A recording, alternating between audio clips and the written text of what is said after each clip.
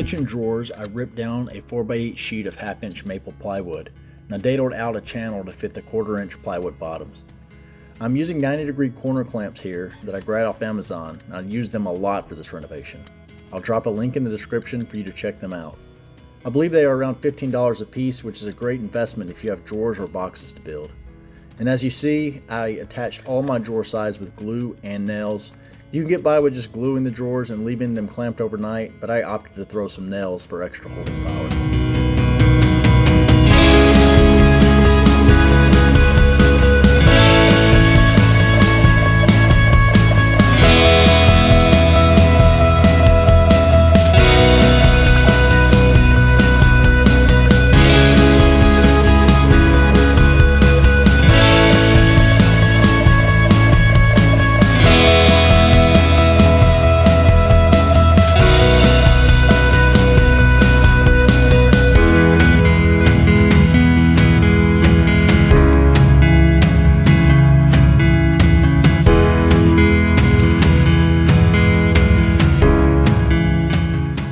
Do an update on the kitchen. So what we did in the pantry is we stenciled the back. We got these stencils online and just black paint. For the shelves, instead of hard mounting them, I did the 3 holes here, and again I routed them out so the supports are hidden. This is all 3/4 inch, so it's not gonna bow in the middle. This is 28 inches wide, I believe. The bottom, I'm gonna put 2 more drawers in here. And for these drawers, instead of wasting all the space on the side, I notched out the face frame to fit the drawer slides, and these are full extension, soft close. I also couldn't find my drawer accessory to help me put in the slides, so I ended up making one. I put it here and I clamped it to the door frame to get my level, because slides, if they're not perfectly level, they won't close right. So I got 1 more drawer down here, 2 more drawers here.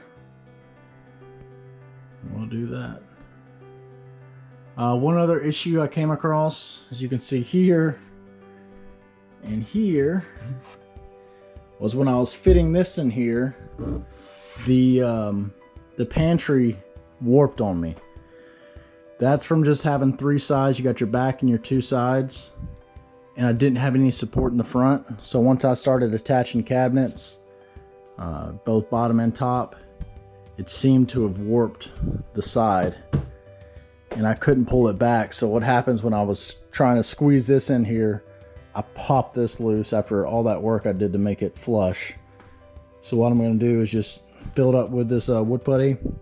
I'll sand it down, probably fill it again until it's smooth, then I'm gonna have to repaint it. Same here. This was a gap between the wood and the front face frame. See here, a little gap still here, and there was a little gap in the back. So after filling those gaps, it should look good.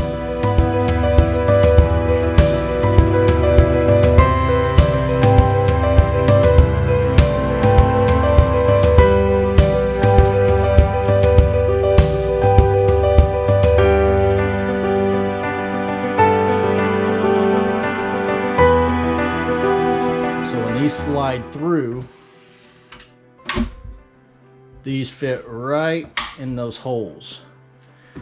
I also notch out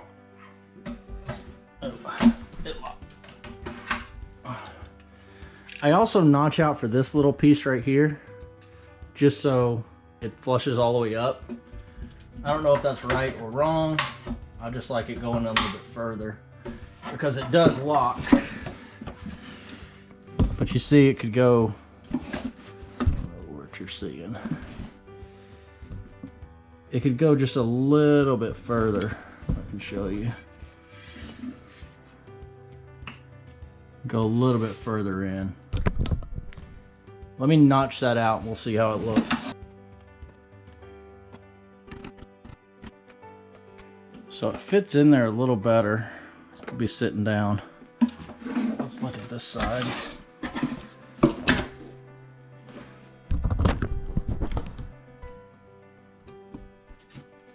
Yeah, so it's definitely a lot tighter here.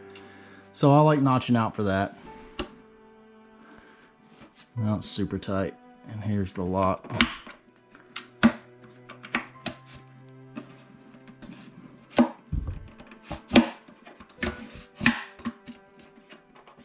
That's all it is.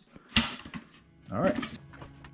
We decided to paint the inside of our drawers, so I learned this trick of putting spackle on the edges of the plywood to get a smooth finish for the paint. If we had decided to stain, then I would have done the edge banding like I did on the shelving.